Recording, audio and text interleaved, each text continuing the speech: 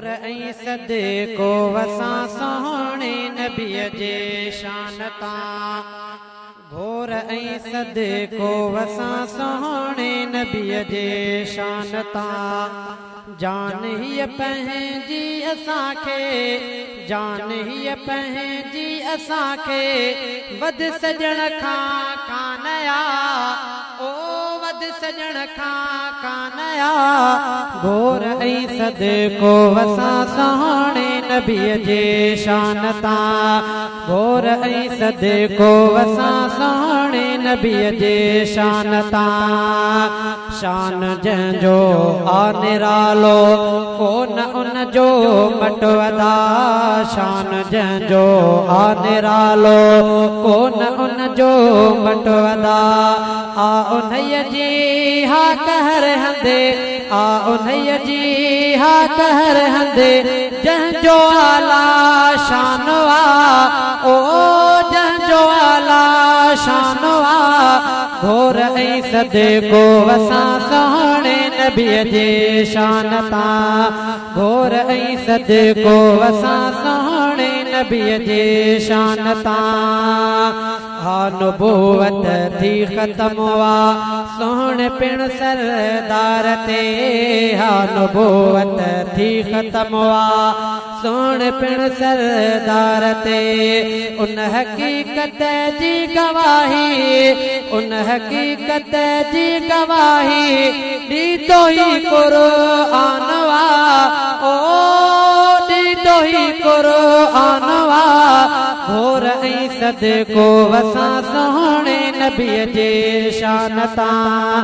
घोर ऐं सदको वसां सोहणे नबीअ जे शान तां। जान हीअ पंहिंजी असांखे, जान हीअ पंहिंजी असांखे वध सजण खां कान आ, ओ वध सजण खां कान आ।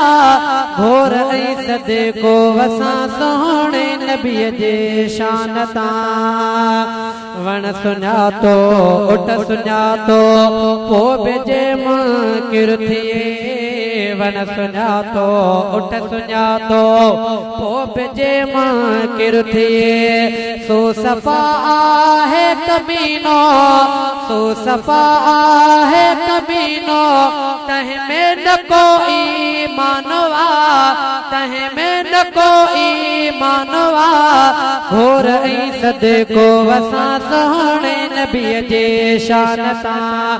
घोर ऐं सदको वसां सोहणे नबीअ जे शान तां। शल अचे मौत अदा मूंखे सजण जी राह ते।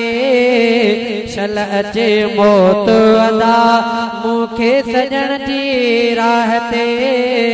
शल अचे मौत अदा मूंखे सजण जी राह ते। भाग पो परे मान मुंहिंजा, भाग पो पर मान मुंहिंजा ऐं वॾो पो मानवा, ऐं वॾो पो मानवा। घोर ऐं सदको वसां सोहणे नबीअ जे शान तां। घोर ऐं सदको वसां सोहणे नबीअ जे शान तां। जान हीअ पंहिंजी असांखे, जान हीअ पंहिंजी असांखे वध सजण खां कान आ, ओ वध सजण खां कान आ। घोर ऐं सदको वसां सोहणे नबीअ जे शान तां।